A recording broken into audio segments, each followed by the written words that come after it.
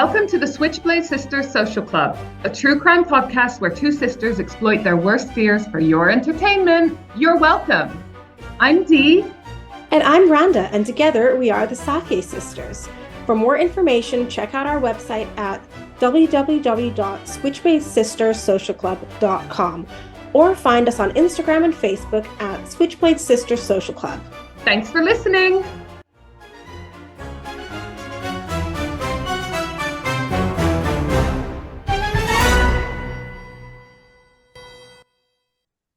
Hi!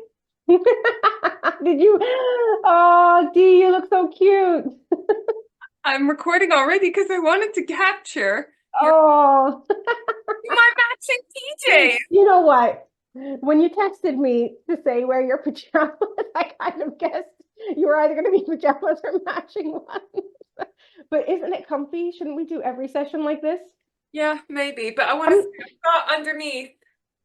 Oh, do you know what I was just going to say? I'm not even wearing a bra and I have wet hair. That's how comfy I've got. That's how comfortable we feel with our sexy listeners. I gotta say something though. We swapped our shop over to a different platform, so we've got new different types of merch, and I ordered some, and I had to laugh because, like, you know, when you see all these memes about people that have ordered stuff off the internet and it's arrived and it's not quite what it is, but like the funniest ones I find are the ones that are like different sizes to what you expect. Uh-huh. Bought a chair and it turns out to be a little doll. Oh, Well, I thought I'm just gonna order the largest sticker that we have on offer. okay. Do I put this on? Oh my God, what? It's just bigger than your head. I actually know what I'm going to put it on. I've got my arcade machine here, and it goes really nicely on the side. So, but yeah, Well, that's what everyone's getting for Christmas this year. it's this size. Oh my God. That's so funny. Yeah, so Patreon viewers can see, but non-Patreon viewers listeners might have guessed that we are now in matching flannel. Oh. Where are yours from? Mine are from eBay, but they're new and they're Uniqlo. Oh, see, mine are Marks and Spencer's via eBay. Yeah, nice. Talk. eBay, if you want to sponsor us. Right, so I think we should just get stuck in because mine's a bit of a long one. Oh, okay, go. Go, fucking start, because I'll fall asleep. Go. I'm ready. No interruptions today. This one feels fucking appropriate because I have my period today for the first time in like 4 years. Oh. Yeah. So don't know if that's a good thing or a bad thing, but it's a thing. And it's also, because you're a bit late, I'm also a bit tipsy. Oh. Right. So should I tell you the fucking story? Tell me the fucking story. Today I'm going to cover the Tylenol murders. The Tylenol murders? That's ibuprofen, right? Yeah. So this. Oh shit! Don't scare me. I take that stuff every day. Oh, do I need to be afraid? No, not anymore. All right. Okay. Okay. So for those who are our English listeners, Tylenol, and who have never seen an American film in their life, Tylenol is a painkiller. It's a period lifesaver produced by Johnson & Johnson.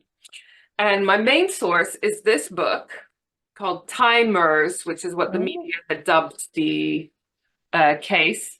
The 1982 Tylenol Murders by Scott Bartz. And he's actually written like a trilogy. So I don't know what book 2 and 3 have because this one was quite comprehensive. But he's clearly gone deep into his research. So, yeah. So I don't know if you know about this case, but I don't. It's quite terrifying. Oh God. And there's also another reason why I picked it. It's because I've picked another unsolved one. Sorry. Oh, for fuck's sake. I'm still not over the letter writing. I know, but it's because one of the suspects is someone that you're quite interested Oh shit. Can you tell me now? Yeah. One of the suspects is the Unabomber. Oh, shut the fuck up. Yeah. And do you remember when we were at CrimeCon? I don't remember if this is the day you were with us or not.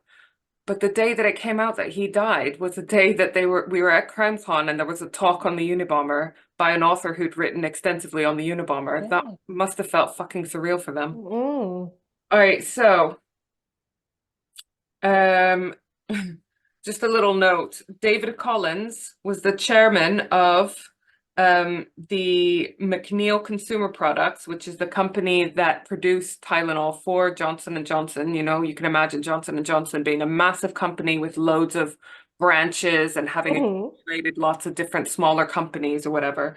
So McNeil was the branch that produced Tylenol under the umbrella of Johnson and Johnson. Hmm. Um, he was the chairman for only 3 weeks when this happened. So can you imagine taking on a new overwhelming job and then this fucking thing happens? Like, Hmm. right. September 28th, 1982, in Elgin, Illinois. So all of this happens in the Chicago area, okay? Like in the Chicago area, the suburbs and everything. So really Hmm. close. Deputies Joseph Chavez and deputies Al Swanson, I think, arrived at Howard Johnson's Motor Lodge and Restaurant for breakfast at 2:32 a.m. So they're obviously on a night shift, they're having a bit of breakfast. There were 2 boxes of Tylenol just sitting outside in the car park, and one was open with capsules all over the place. Many of the capsules had been opened, and the police just assumed it was like drug dealers because there's obviously components of Tylenol that can be used to manufacture other drugs. Oh. But they also noticed that some of the capsules had been put back together. They handled them, the capsules, and minutes later, Swanson was pukey as if from cyanide poisoning. Oh God. They didn't make the connection with the box of Tylenol, so they just left it there. They hadn't reported it or anything, which even if you don't suspect that this madness that's about to happen is going to happen, it feels weird that there's like quite a strong drug just there and they haven't even done anything about it. But anyways, 16 hours later, oh, so sad.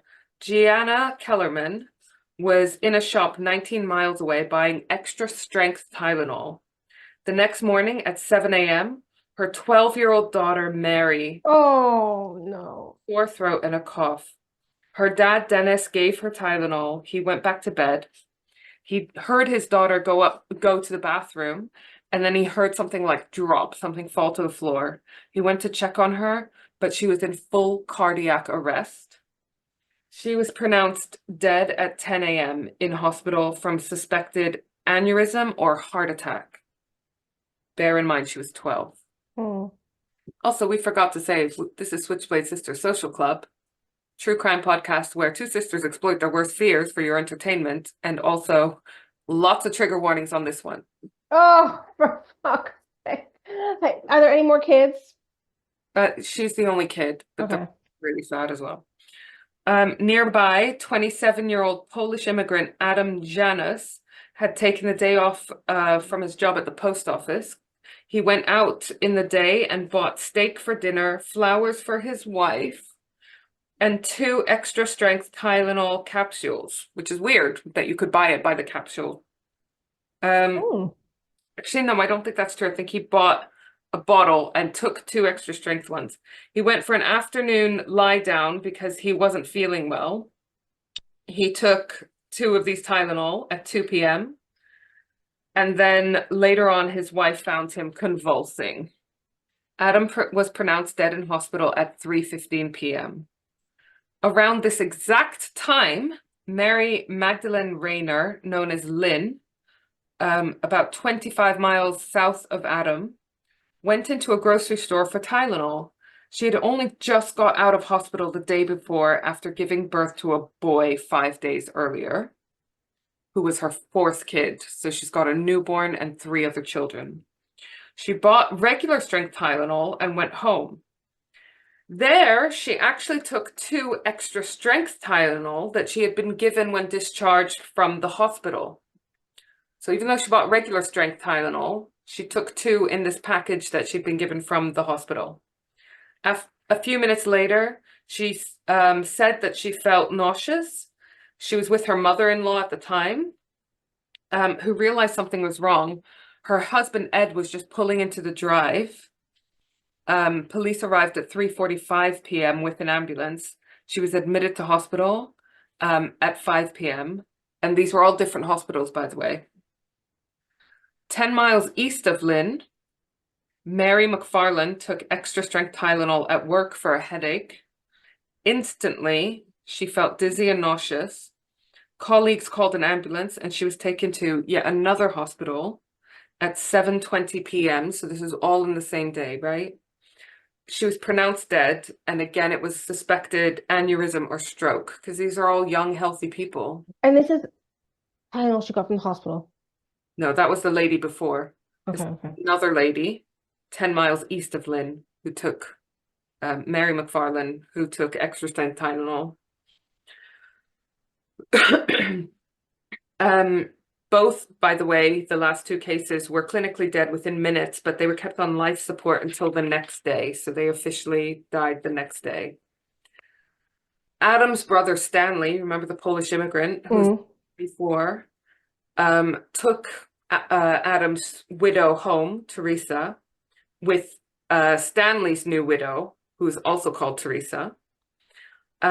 He sees the Tylenol on the kitchen counter. He took 2.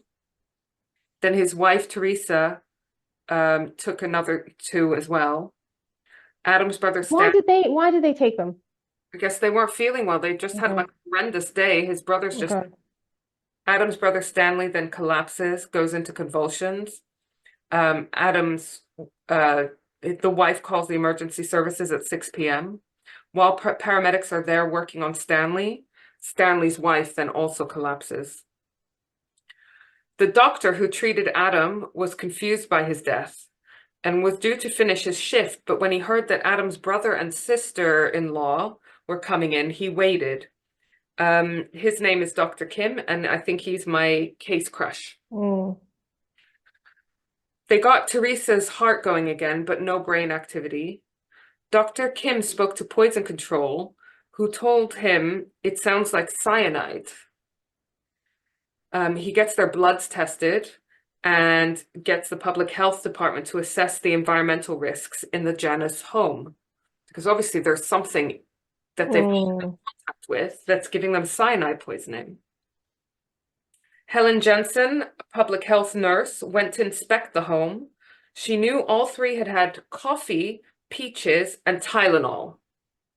Isn't this clever? Like they've narrowed down what they've all had. She brought the coffee grounds jar. No, she brought the coffee grounds, the jar of peaches, and the Tylenol back to the hospital for testing.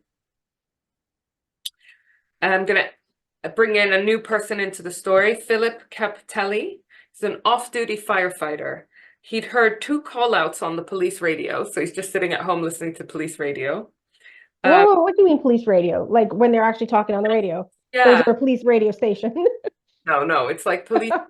So like, I don't know if this is something that you're legally allowed to do if you're not in the services, but anyways, he's at home listening to the police scanners.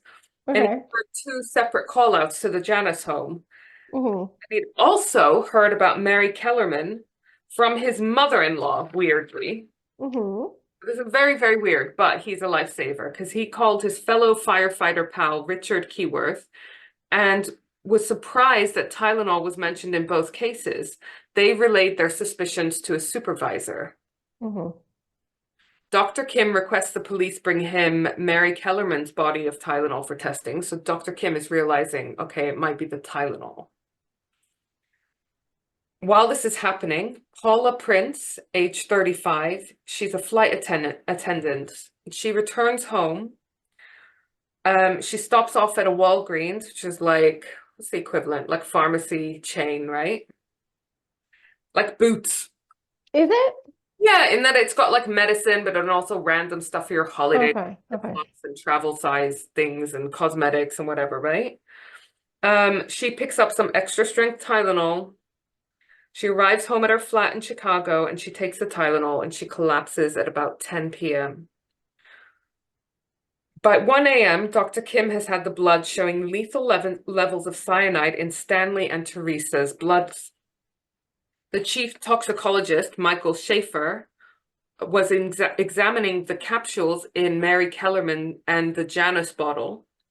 10 were discolored and swollen and different looking.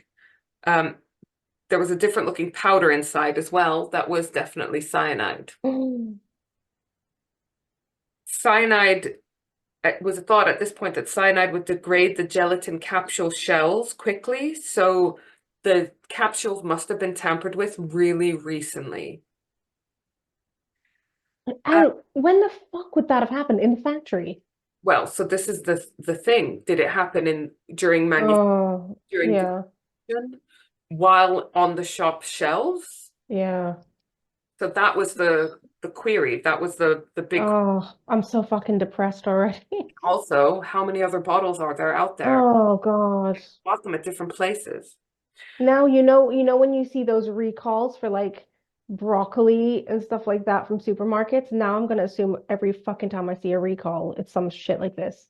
The one thing I will tell you now to just reassure you, right? At the time, there weren't tamper-proof bottles on medicine.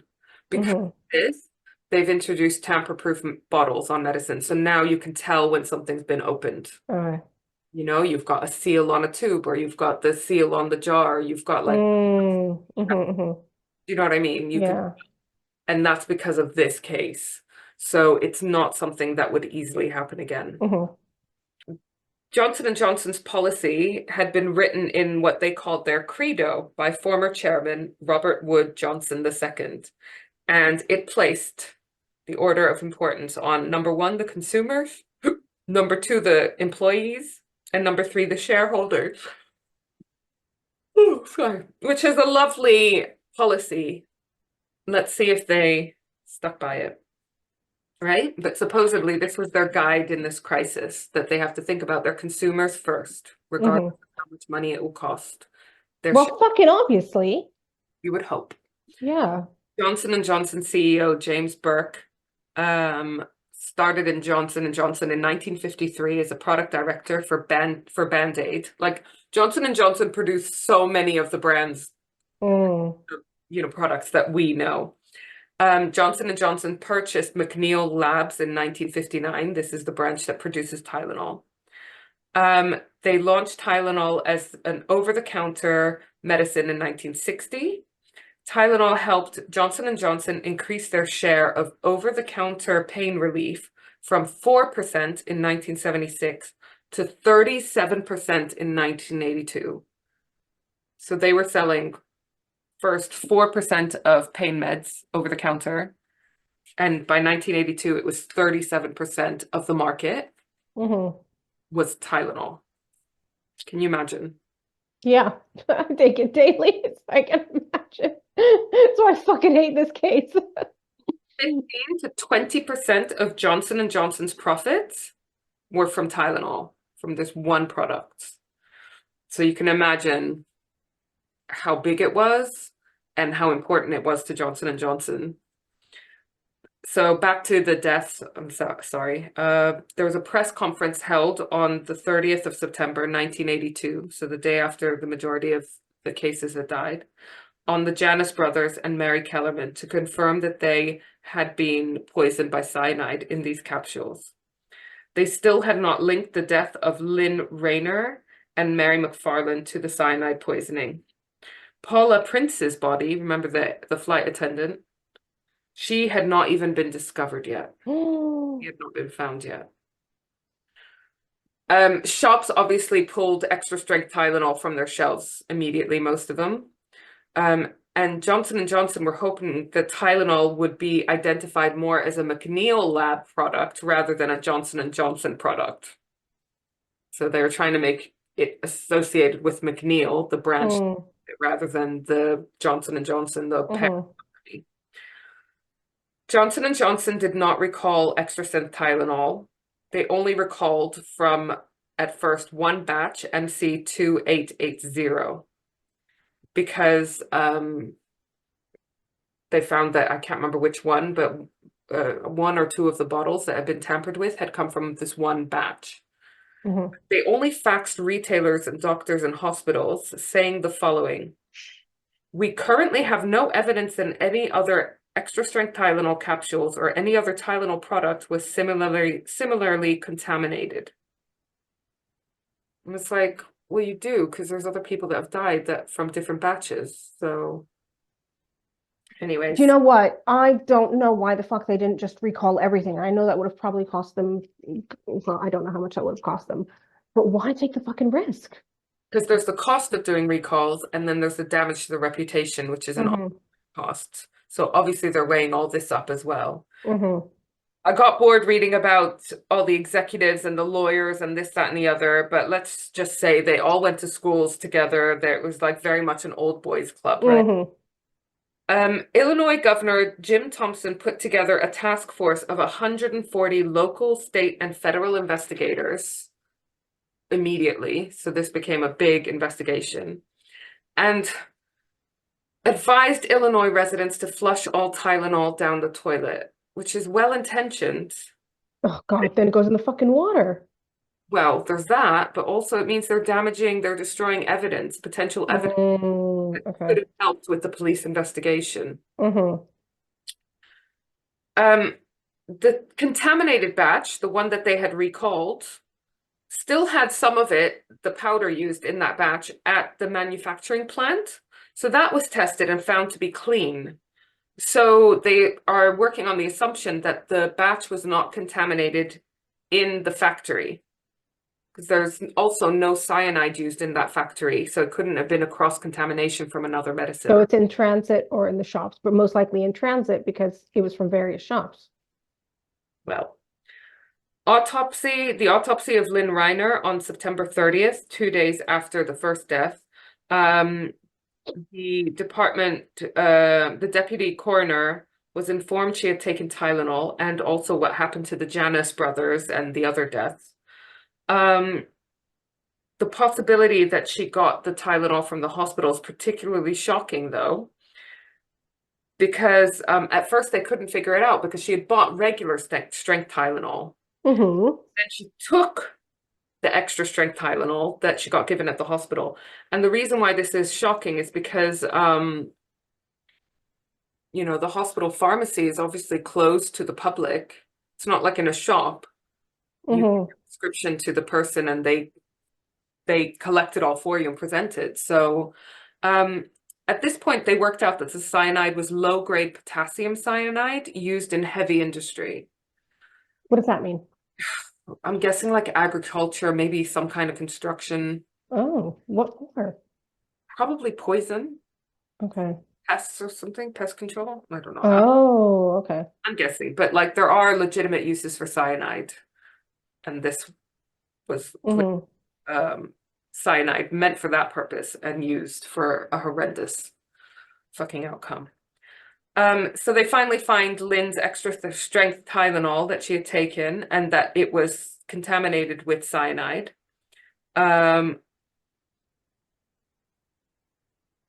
Four of the four remaining cyanide of the four remaining Tylenol tablets, six were wait, that doesn't make sense. Several of the cyanide tablets that had been left behind that she hadn't taken were also contaminated. They didn't know the batch number because she got them from the hospital. And so they don't give you the whole bottle. They just give you, they have a policy of not giving you more than 24 hours worth. Hmm. And then she'd also put these capsules in the regular strength bottle. So yeah, the hospital source for these contaminated tablets is really confusing because it's inaccessible to public. So does that mean that it was during distribution and not, we've ruled out the factory? And does this rule out someone going around to just a bunch of shops and tampering with a bunch of different bottles? Hmm. Because they wouldn't have been able to get into the pharmacy, Hmm. unless it was a pharmacy worker. By the way, what happened to the rest of the batch? It was recalled by Johnson & Johnson and then destroyed, meaning that it was never tested. So that we also don't know how many more of that batch of contaminated Hmm. bottles were contaminated. They recalled and destroyed 93,000 bottles. Can you imagine the cost? Mary McFarland, who was Do you know initially what? I'm surprised that a batch is that big. You know, when you hear about batches, what does that actually mean to people who don't know about production? different things to different companies and Hmm. So obviously Johnson and Johnson with 37% of the share of the pain market. Mm. A batch is apparently going to be over 93,000 Yeah, bucks. because I don't know if a batch means like a crate or Yeah. 93,000. You know? So Mary McFarland, who was initially put down as having a stroke, inconclusive, her dad was asked to check if she had any Tylenol in her home. He found some. He found 10 actually, 5 of which were cyanide. Overnight, the market share of Tylenol for over-the-counter pain meds went from 37% down to 7%. I was surprised it even was at I 7%. know, because Still why fucking take a risk? Yeah. buying it. Maybe people who never watch the news, but I don't know how they would Mm. avoid this. Because can you imagine being in the Chicago area with this going on? It would have been just fucking, it would have blown up. Hmm. Mary McFarland's Tylenol was a different batch number, manufactured in a different plant entirely. Because Hmm. not all of the Tylenol was produced in the same factory either, because they're making so much of it. So again, making it even less likely that it was contaminated at the source. But the other batch was in Chicago. Yeah, I think this one was produced in Chicago too, but just at a different plant. Hmm. So then they had to recall a further 171,000 bottles from batch number 1910 MD. It's not crazy. Hmm. That is nearly 300,000, like just over 250,000 bottles of Tylenol that they recalled. And again, destroyed, so not tested, which is a real shame because and But I know what could they have found out if they did test it? I guess how widespread it was, it might have given clues as to, which bottles were contaminated. How did they get to those shops? Was it like Hmm. one single van driver delivering them? Mm. What I mean? The second recall was in the media when police would finally find Paula Prince's body. Remember, she died on the 29th of September, but was only found when she failed to turn up to work on Friday. She was found by her sister with a bottle of extra strength Tylenol on the table nearby. So you can imagine that sister would have been hearing stuff on the news, and then Oh my God, don't even talk about it. It makes me sad. she had taken one capsule, and only one other capsule in that whole bottle had cyanide in it. So the chances, just fucking shit, you know? Oh, do you think that was part of the sick fuck's plan, like almost like Russian roulette? Yeah, a little bit. And then also, Mm. who knows how many other bottles out there had cyanide in that people Mm. taken Tylenol from, but they just had Hmm. taken one of the contaminated ones, you know? The FDA, the Food and Drug something, whatever, the Hmm. FDA. They announced that Johnson and Johnson held no responsibility for the tampering just 2 days into the investigation, which is really weird because it's like, have you finished the investigation? How do you know this already, you know? Mm. There was not even time to inspect the plants properly in 2 days.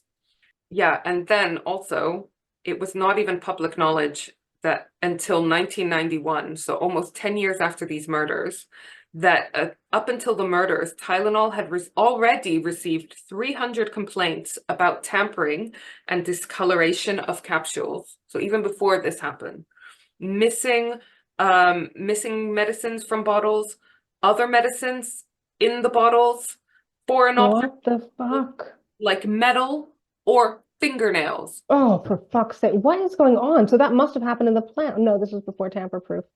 Yeah, this is before the tamper-proof stuff. Who knows? It would have been a range of different things, but Oh, 300 complaints already. oh, fuck. I mean, this is just Like tamper-proof. this is killing my anxiety and also trust. Do you know what I mean? Yeah. Um, Trust in what you buy in reputable companies. yeah. So remember, at this point, they are suspecting that the cyanide would degrade the gelatin capsules, and so they suspected that the tampering was done the day before the murders. Um, so basically, they suspect that there's 48 hours before corrosion of the capsules is obvious. Where you'd pick one up and be like, that doesn't look right, and just not take it. Mm-hmm. So they think someone literally tampered with these bottles the day before all these people start dropping dead. All right, so this is a little bit confusing, but it's important. Of all the victims, only one did not die from the first dose. The others did, which means the probability is high that there are many other bottles that were either never opened or the person's first dose did not contain cyanide, luckily.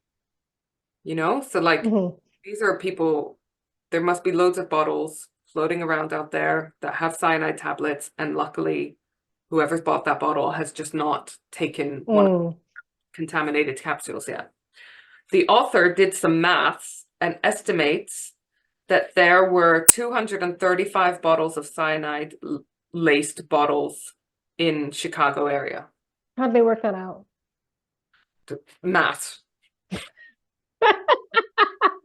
But based on how many deaths there were, how many bottles of Oh, cyanide there would have been in circulation, how many capsules are in a bottle, blah, blah, blah. He worked out that there would have been around 235 bottles that have cyanide in them in the Chicago area. So could one person tamper with that many bottles in stores in one day without being caught? Does this also eliminate the shelf theory? You know, mm-hmm. could one person go around to in one day Mm-hmm. before before the cyanide starts corroding the gelatin and people start noticing, go around to all these shops and poison 235 bottles? Mm. So does that mean that the tampering must have happened when the batches were still together, you know?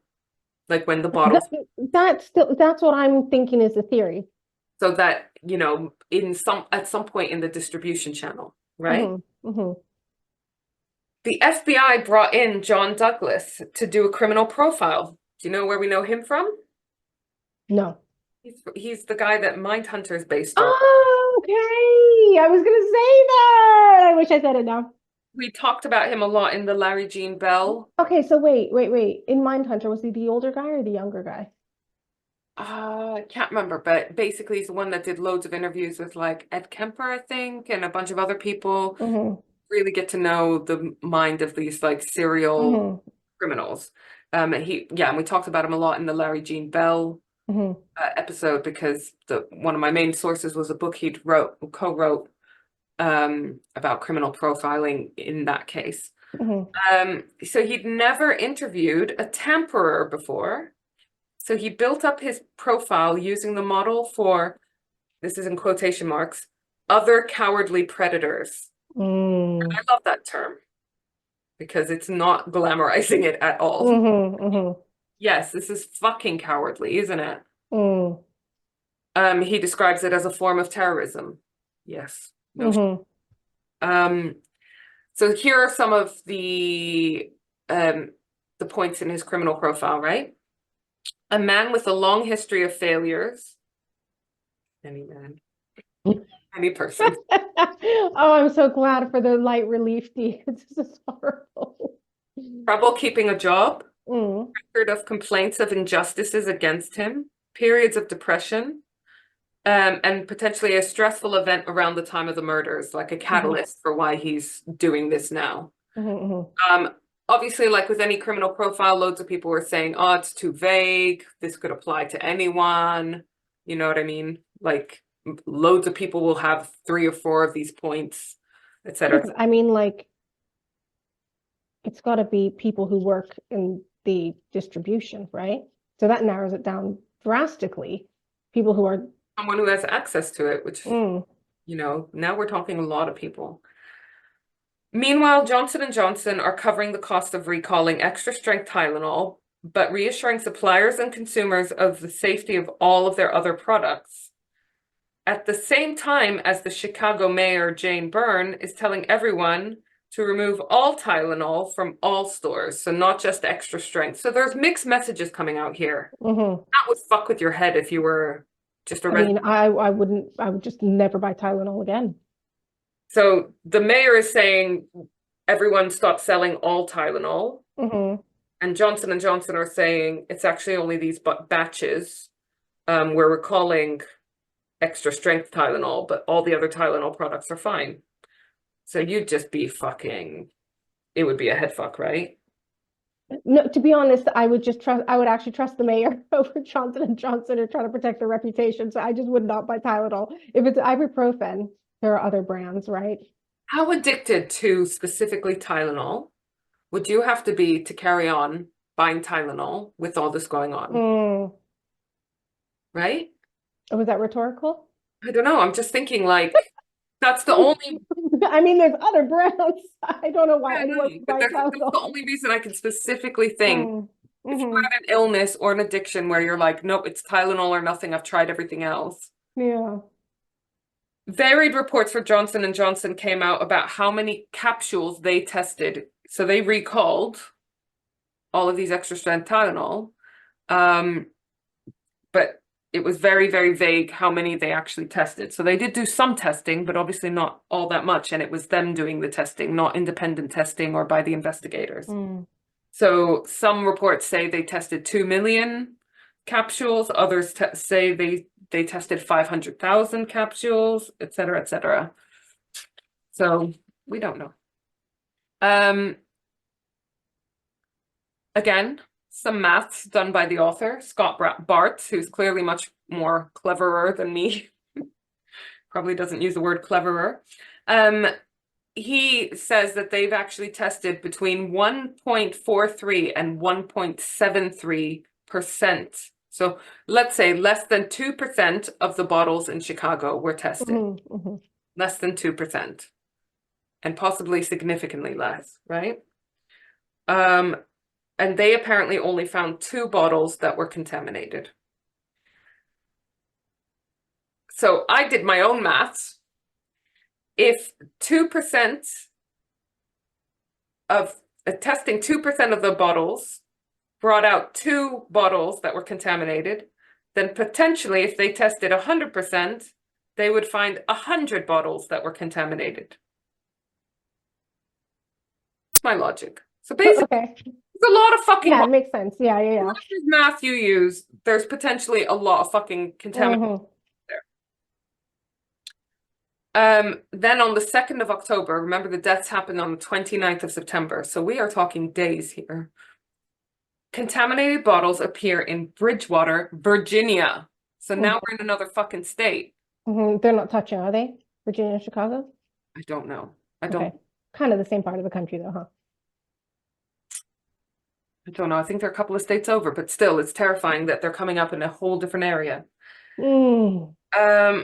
Then it comes out that rack jobbers are used. What's that? This is another Merchant Navy moment. Oh. Are third-party merchandisers who supply and stack products in stores and give a cut to the store. And this is what was used by the store in Virginia. So say I'm a rack jobber. I go into like a pharmacy and I say, I'll be your Tylenol supplier. I put in the display, I stock the bottles, and you tell me if and when you need more, et cetera, et cetera.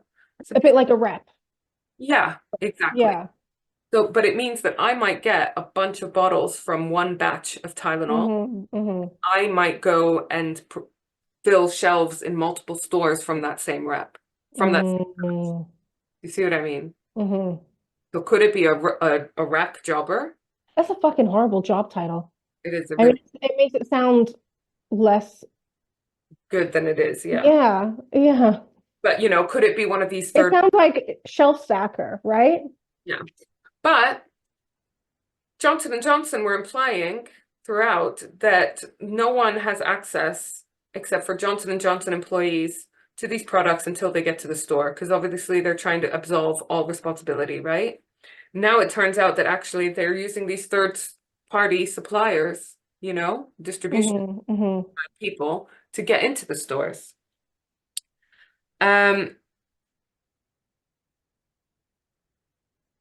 So, for example, Save a Stop is one of these rack jobber companies, and it supplied Tylenol to loads of retailers. And they had 9.5 9,500 supermarkets and convenience stores on its books. So it means a rack jobber could have got contaminated batch and then split it up and delivered it straight to all these different stores. And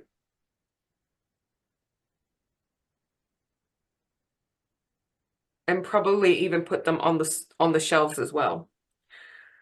It also came out that Johnson & Johnson used third-party repackaging facilities, which they never mentioned originally. When they said the contamination could never have happened at one of their plants. So they're like, oh, it couldn't have happened at one of our plants, but left out the fact that they use all these different third parties, suppliers and vendors and people before these products even get to the shelves. So different opportunities for this contamination. Reporters finally get access to the 2 police officers, remember, who found the extra strength Tylenol in the car park 28 hours before all these people start dropping dead, Al Swanson and Joseph Chavez, remember? Yep. And Swanson even started showing symptoms of cyanide poisoning because he was handling them, and you can get some symptoms of it. It's less severe when you touch cyanide.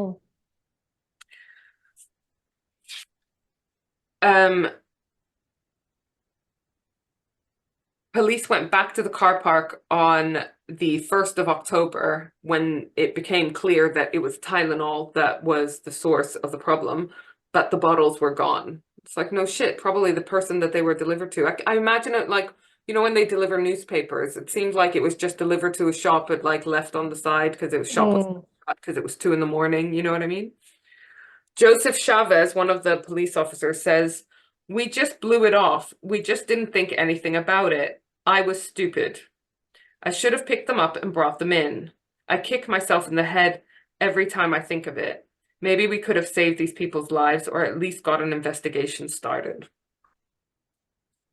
So they probably carry a lot of guilt because, I mean, I think that a bunch of like really strong medicine just left out and clearly tampered with and all over the place would warrant them doing something, right? On that note, we're going to take a break. Part 2, and I am just remembering to put on my headphones. Dope.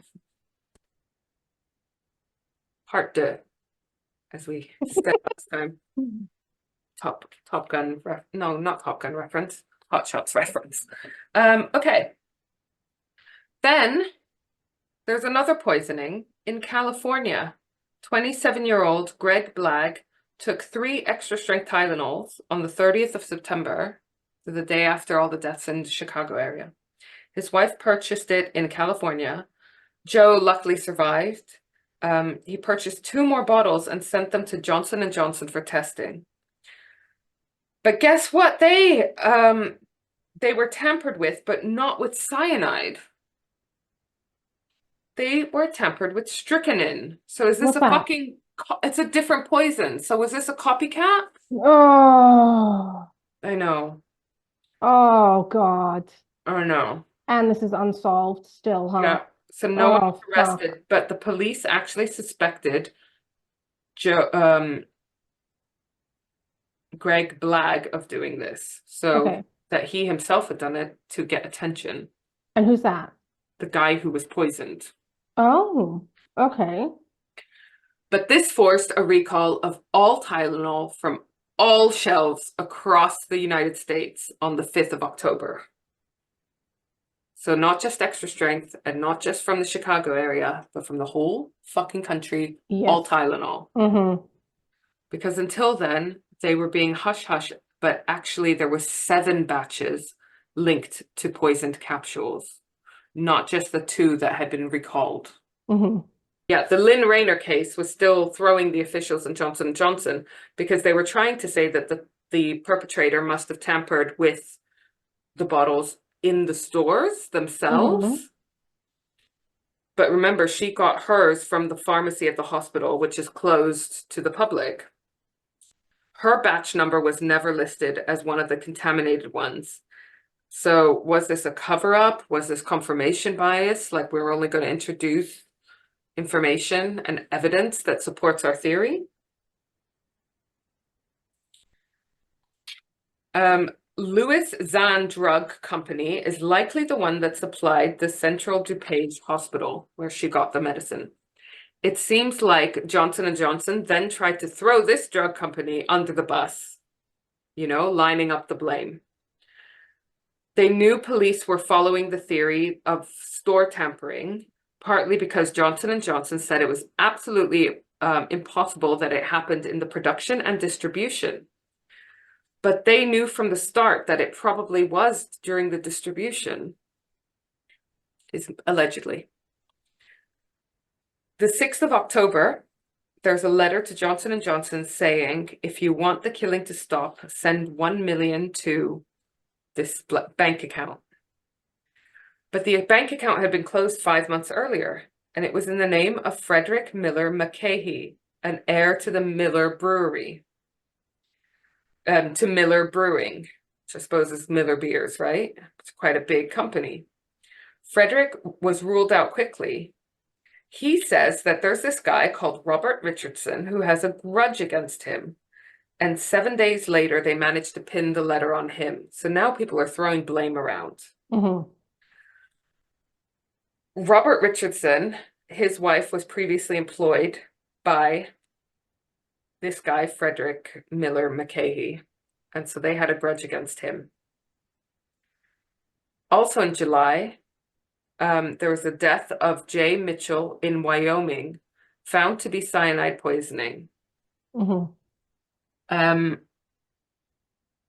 His family says he took Tylenol, but as this was like 4 months previous, they had thrown out the bottle.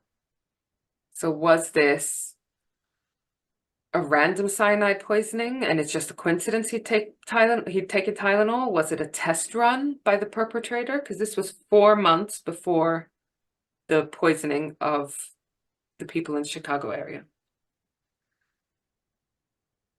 Many of the stores used the same distribution company, a company called Jewel Company.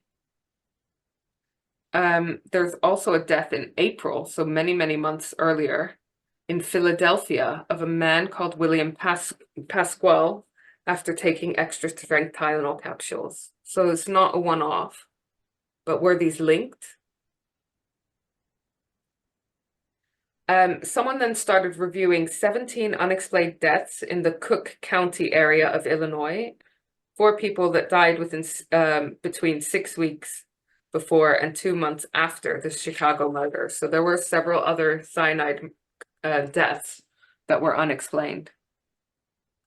Meanwhile, tests on capsules with cyanide in them disproved statements that the capsules would be noticeably degraded within 48 hours. Remember, they were working on this theory that the bottles must have been tampered with 48 hours before the death, within that 48-hour period, because otherwise the cyanide would degrade the tablets so much that the capsules so much that it would be noticeable and no one would fucking take them, right?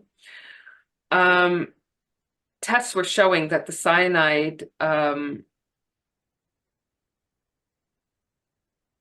could have actually been added more than 10 days previous to the deaths. But these findings were silenced. So obviously that means that they could have been tampered with many more points. How did they discover that at this point?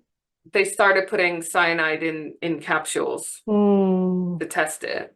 They ran their own tests. So obviously this would only come out much later, but it got to the point where like it could have been more than 10 days, which opens up the window for the tampering much more, right? During the first 4 days after the death, 1,000 people were interviewed and a list of 24 suspects were compiled. 8 or 9 of them were considered prime suspects. So I imagine these 1,000 people are people along the distribution chain with access to these bottles, et cetera, et cetera. On the 9th of October, it was announced that there were 4 main suspects. So they're eliminating people, right?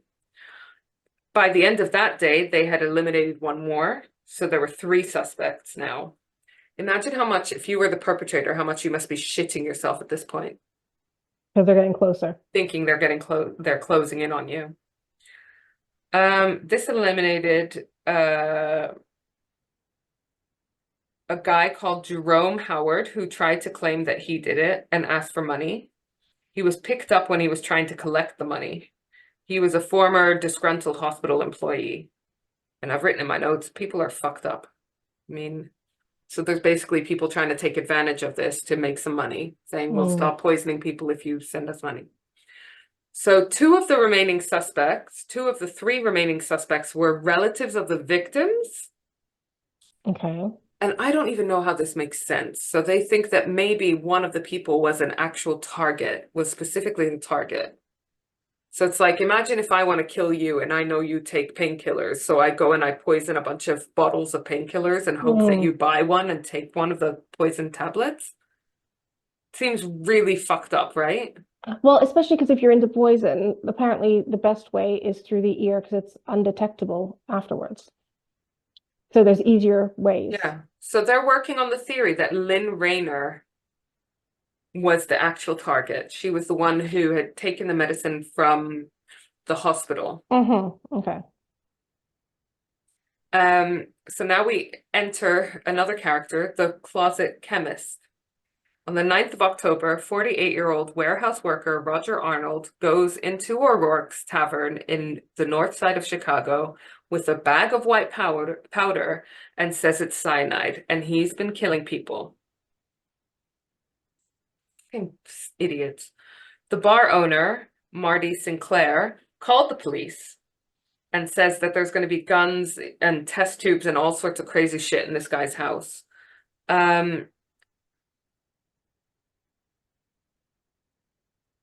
They found all of this, guns, test tubes, all kinds of weird shit in his house, and also a one-way ticket to Thailand.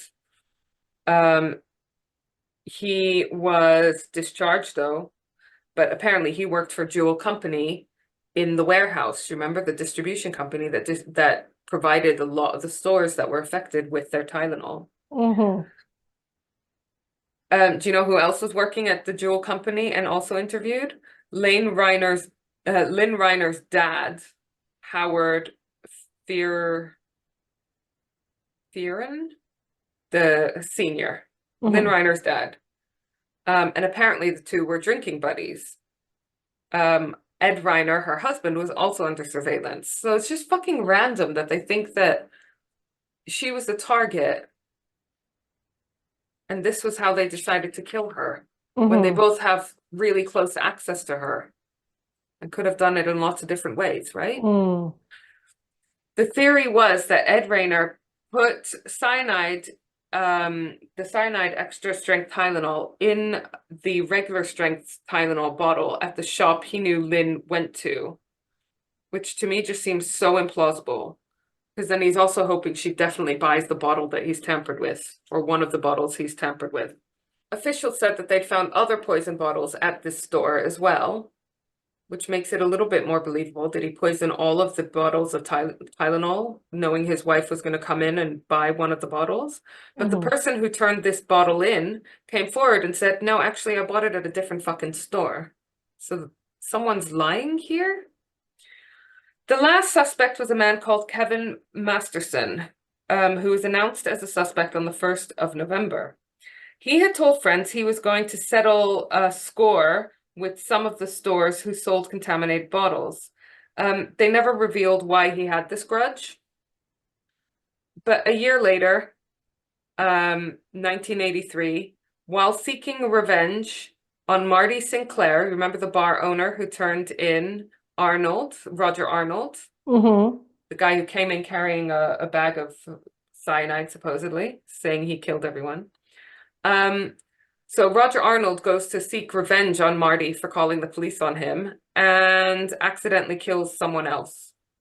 Well, he was trying to actively kill someone, but he killed the wrong person. He killed John Stanisha, a 46-year-old father of 3. So whether Roger Arnold was involved with the cyanide poisoning or not, he's definitely a bad, bad man. So we never caught anyone. The legacy is that Johnson & Johnson somehow came out of this being viewed as being fully transparent to investigators and the media, which in hindsight, I'm like, fucking really? They never expressed public sorrow for the victims or the families, though. The families took Johnson & Johnson to court and settled out of court. they had to sign, confidentiality agreements. But it's estimated that they got between $200,000 and $990,000 each. Which seems like not enough. But the main legacy, I would say, is that now we have tamper-proof bottles. And bearing in mind that Johnson & Johnson alone had over 300 complaints just about Tylenol. You remember I said about missing medicine, the wrong medicine in the bottles, foreign objects in the bottles. It's amazing that it took this long for this to happen. How did it go so wrong? How did all those things happen? I don't know. Now, one of the main reasons I wanted to cover this case, I said at the beginning, was because even though it's unsolved, and I'm sorry, second one in a row, is because there's a theory that the perpetrator is the Unabomber. It definitely fits his pattern, because obviously I was going to ask, where does he fit in and why did they think it was him? He was responsible, as we know, for poisoning people by mail. So it is. But he was sending people bombs. It is another cowardly act, shall we say? Yeah. As a reminder, Theodore Ted Kaczynski was an American mathematician and a prodigy who went to Harvard. He had an academic career and then he left to go live in a cabin in the woods. Between 1978 and 1995, he murdered 3 people and injured 23 others with this national mail bombing campaign. So, this Tylenol murder situation happened right back bang in the middle of that. And how would he have had access to it? I mean, he literally lived in a cabin in the woods. Again, it was available for industry use, In 2011, the FBI wanted his DNA to assess whether he was involved in the Tylenol murders, which implies that they've got some DNA that they can now test, which means it's only a matter of time before someone's second cousin or something does 23andMe. So hopefully at some point there will be an answer to this. Ted Kaczynski, the Unabomber, agreed to give DNA if the government didn't go ahead with an auction of all of his personal belongings, which they did anyways 1 week later, knowing what kind of freaks would be the kind of people to buy this stuff. Like, they sold all of his shit, The proceeds went to the victims' families, which I do like, but I didn't realize, I know police do auctions, but yeah, I was going to ask about this. Is this normal that they do that? They do auctions to reclaim costs and to give money to victims' families and victims and stuff. I just wonder where they draw the line, because like I can understand them auctioning off like cars that they've reclaimed from people or that have been used in criminal acts or whatever. But where do you draw the line so you don't get all those sort of like really morbid people and the freaks buying shit, Ted claims he's innocent of these crimes. It's interesting to note that his parents were living in the Chicago area at the time. So he would have been potentially going and visiting them. So there you have it. Oh my God. There's just so many unanswered questions. Like, who the fuck did it? Yeah, like who did it? I do find the Ted Kaczynski link interesting. And we'll never have an answer to that. Well, like I said, if they're asking for his DNA, that tells me that they've got some DNA evidence that is now being able to be tested, but it's not matching with anyone in the database. Because the thing is, you know how we think, like, don't walk around late at night. That's how, you're gonna, if something bad's gonna happen to you, it's gonna happen to you walking around late at night. But this one is fucking horrendous because you always think, oh, I'll buy a recognized brand. It'll be fine, with everything.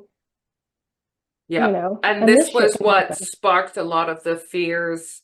Halloween was soon after, and that Halloween was apparently very different because everyone was worried about, when all the people got scared about tampering with sweets for trick-or-treaters. People were putting nails in sweets. Do you remember? Well, that actually happened a lot less than people think. But this Tylenol murders situation is what made everyone scared of tampering You know, like I said, it was so soon before Halloween. People were worried about the sweets being tampered with. But actually, that didn't happen very often. It's just Scary. nationwide phobia, which I get. So, yeah, Oh there my we have it. fucking God. Oh my God. I really hate that one.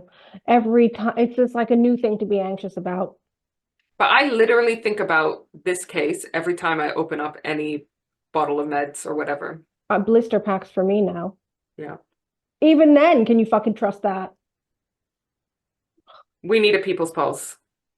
And this is a good one. People's pulse. It is. You chose it. People's pulse, people's pulse. Well, So, I chose it, and then you tell me that was a shit one. We got no responses. So did we get good ones? well, let's see, because it's a surprise for me too. Okay, so Tell us the question. So the question is, what is your favorite 90s song? Because we love the 90s.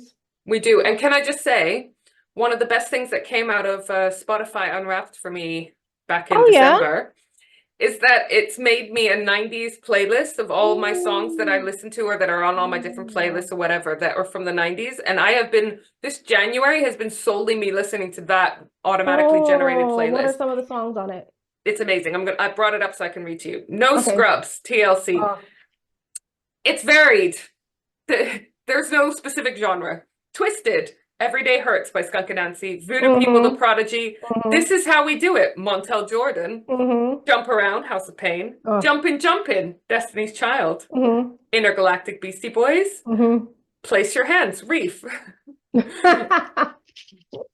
Zombie, The Cranberries, Chop Suey, System of a Down.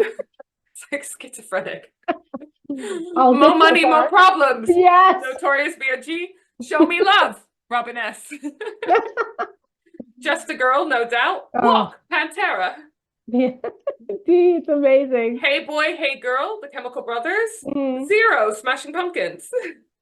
Cherry Pie, Warrant, which I didn't think was the 90s, but apparently it is. I would have guessed much older. Pink, Aerosmith. Celebrity Skin, Hole. First of the Month, Bone Thugs and Harmony. Remember that song, Crossroads? Yep, See You at the Crossroads. You Sure Do by Strike. Big Pimping, Jay-Z. If You Love Me, Brownstone. The Rhythm of the Night, Corona. Black Hole Sun, Soundgarden. No Diggity, Blackstreet. Sabotage, Beastie Boys. Buddy Holly, Weezer. Set You Free, Entrance. Who Am I, Beanie Man. Is that the Bim Bimmer? Is that Bim Bimmer song? Yeah. When I had a BMW, remember, I used to listen to that song all the time. This Love, Pantera, Basket Case, Green Day, Monkey Wrench, Foo Fighters. Oh, it's so good. It's so good. So that's going to be the base of this playlist that we're going to make off the back of what you're going to tell us now, which is people's favorite 90s song. I have to say, though, the music I listened from the 90s now is not what I was listening to necessarily. But that's what we talked about before. Like, remember we were saying that now we listen to garage, like, among other things. We didn't fucking listen to garage 20 years ago or 25 years ago. No. Like, that was not what we were listening to, you know, So Solid Crew, whatever the fuck that was. But now there's something nostalgic. Yeah. All right, go on. What you got? Okay, I mean, like, for example, I listen to Enya now. I wasn't listening to Enya. Yeah, but that's because we're old. I listen to it of an evening too. With a glass of port. It's not much more relaxing than Enya, to be fair. True. Okay, so we got hold on a second. Should I just add them to the playlist as we speak? No, do that when I do the editing. Okay, so we're going to start with Mark, our lovely Mark. Mark, he just liked my story today, and I was like, oh, I wonder how he's doing. And it was his birthday a couple of days ago, but now in podcast time, a couple of months ago. Happy, very belated birthday, Mark. So, okay, so he says his favorite 90s song is No Rain, Blind Melon. And then he says, hope you're both well, question mark. Oh, but classy choice. Nice. For a classy guy. Yeah. I like to discover people's music tastes. Then we got, Lucy B. Yes. Stay by Shakespeare's Sister. Yes. Oh. Good, strong choice. Yes. Oh, this is why I like doing it as a surprise. Mm, You know, nice. Hmm. nice surprises. Okay. Our favorite Sam, Jump by Crisscross. Oh, I love it so much. another He, great one. he says, I won the national KP discos. He told me that he won a Oh, holiday. sorry. I won the Haven National KP Discos Dance Championship breakdancing to this. Oh, cutie.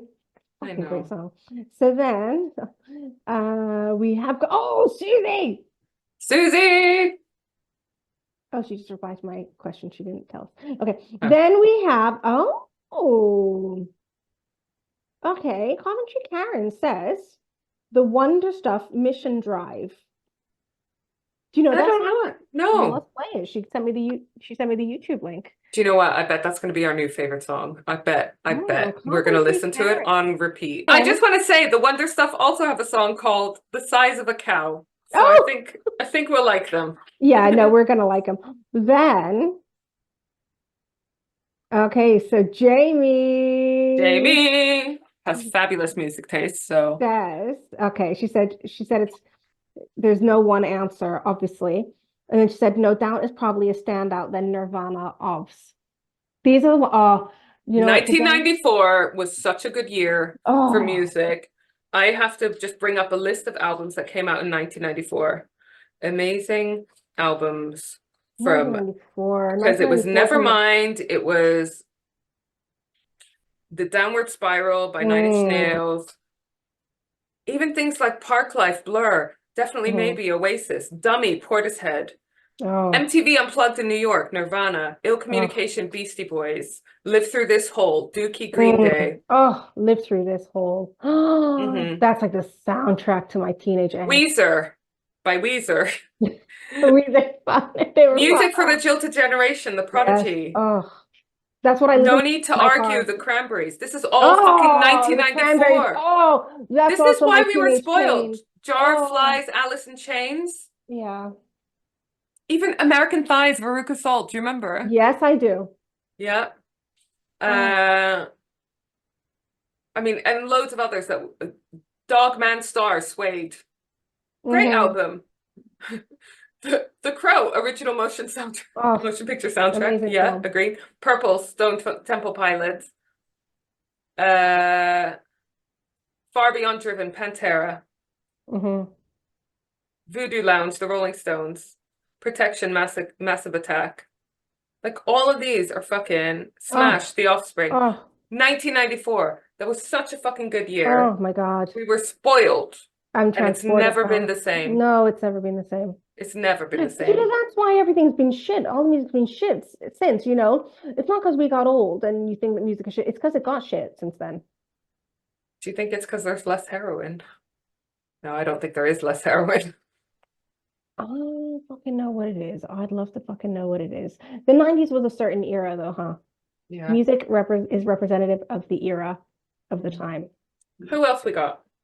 Do you know what? That reminds me of when I was at uni, we had to write an essay on whether music could be appreciated. Oh, what the fuck was the title? Something about how music can only really be appreciated if you understood the era that it was from, which I kind of like agree I with. get. Yeah. Yeah, because we remember the feel of the 90s, you Yeah. know? And I know one of the recommendations that's coming up, one of the answers.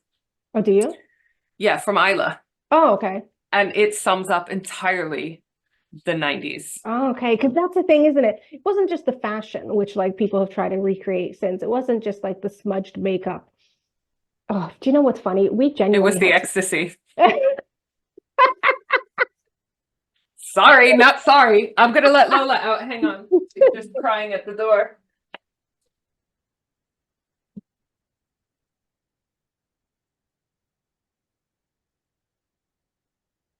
Sorry, she was growling, so I didn't want to have that come up. Anyway, so I was saying it wasn't just the fashion and then this and that and the other. It was the feel of the fucking 90s, the rawness, the grit of the 90s. And then we had the 2000s. And what the fuck was that? Shit fashion, bootcut jeans, fucking terrible everything. was awful in compared to the 90s. Oh, great films in the 90s. And then people tried to Oh, recreate the fucking 90s. that Like can we have that as our next question? Favorite what? 90s film? Yes, let's do that. That would be good. Then, like, how fashion comes back every 20 years and stuff. And then so they tried to recreate grunge, but it was like faux grunge because back in the day we had smudged makeup because it was several days old, you know? Yeah, we stank. Now people, I don't even know what the fuck they're doing, but when they bring back the flannel shirts and bring back Doc Martens, and I'm just like, you don't even get, you had You to don't be even know. there. You You don't gotta even know you fucking were be born. there.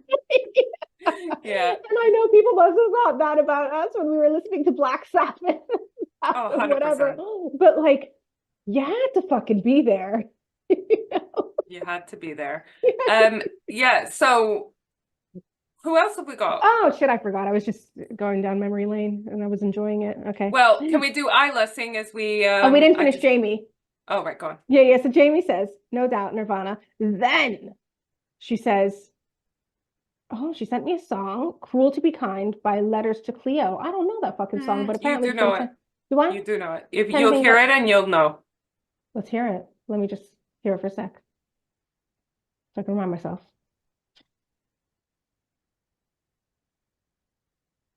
Uh, Ah. yes, I do. Stay, Lisa Loeb. I'm gonna cry. You know how many fucking times I played that song on the guitar on repeat since the 90s? Yeah, I That know. song, I know you heard it. Many a time. People are still hearing Yes, I think from it the might be why I moved out. love that song. You know how when you go to a guitar shop and people pick up a guitar and they start playing Stairway to Heaven? Stay by Lisa Loeb is my song. It's your When I song. pick up the guitar, I'm gonna play Stay by Lisa Loeb. Oh, it hurts me. I can feel my teenage heartbreak. It was such a good song. Oh, oh, oh. Um, Yeah, so what was I gonna say? Isla, Oh, Isla, wait. Jamie didn't oh, fucking finish. Let me finish. fucking Okay. hell. Oh God, I'm loving this memory lane. Then Just a Girl by No Doubt. Oh, anthem. You That was know, in fucking on New Year's 90s. Eve, I went out with our dear Oh, friend James White, yeah. and he was like, I was listening a lot to No Doubt and Gwen Stefani, and her lyrics are really fucking good. Like we didn't give him enough credit, and I was like, Oh, what, we like did. BANANAS?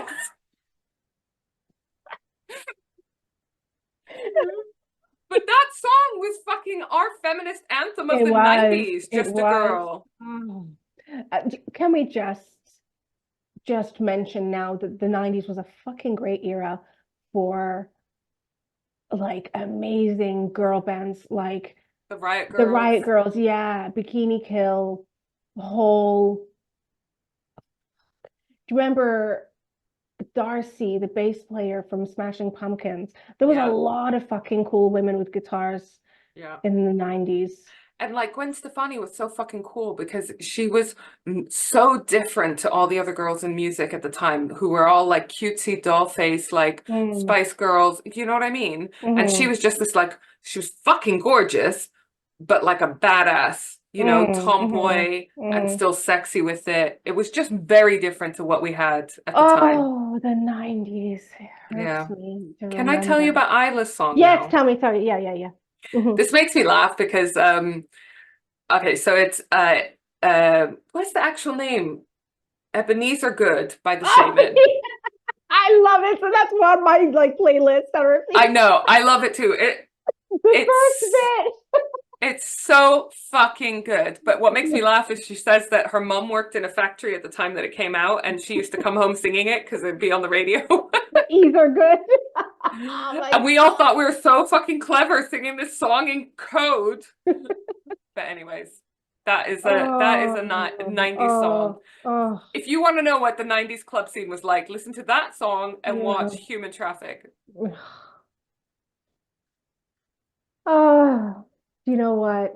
I feel all, what is it? Gooey-eyed, I know. dreamy-eyed. What is it? What is I that just want to expression? take some magic mushrooms and listen to No Doubt. Oh, and watch Empire Records. and watch Empire Records. Oh, wearing flannel, which we're wearing right We're now. already halfway there. Oh, Have we got anyone else? I forgot that we were doing that. Okay.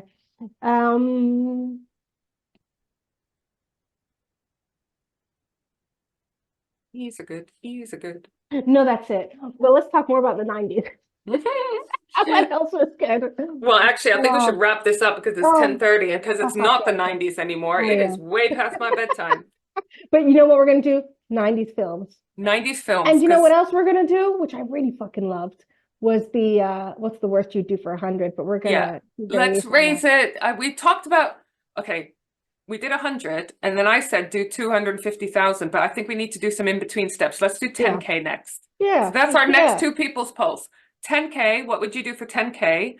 And 90s films. Yes. So get them ready. DM us already. Yeah. Don't wait for us. The Be 90s. proactive. Oh, it was so good. Oh, I just want to put some fishnets on with some Doc Martens and wear a little tartan skirt and get the guitar out and play some power chords and have dress like a little kinder whore, like Courtney Love. Yeah, I want to smudge my eyeliner and rip my tights and smoke some weed in the park, and then Oh. Do you remember when we were at Roskilde and we convinced people that the New York Dolls were our godparents? No, but that was fucking genius. It's just so random that it has to be true. That we did it. Yeah. Oh, and that David Bowie was at our christening.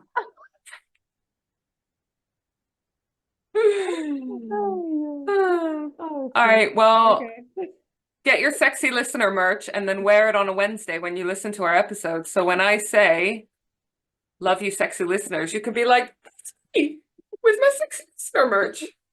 And I love you because you are the best sister in the whole universe. Oh, and I love you. And I love you, and especially you. Another good 90s song. And you, and you, and you. Thanks. Can only get better. Actually, it was not a good 90s song. That was a shit 90s song. Wasn't that used by the Labour Party? It was indeed. Oh, right. So optimistic. Things can only get better. Well, they didn't. They got much worse. And on that note, fuck the Tories, fuck Tony Blair. And love you all. Love you all. Bye. Bye. Hey there. Thanks for being a loyal listener. Do you need a new website or want to boost your social media performance? Or do you hate podcast editing? You've tried optimizing your website and social media channels, but you're still not getting the listeners, downloads, and engagement you want? We, the Safier sisters, love helping people with tasks that they hate. We know a thing or two about podcasts, websites, and social media, and we love working with other podcasters and business owners. So why not head over to switchbladesisterssocialclub.com and go to our Work With Us section. We believe in collaboration over competition. A rising tide raises all ships. Bye!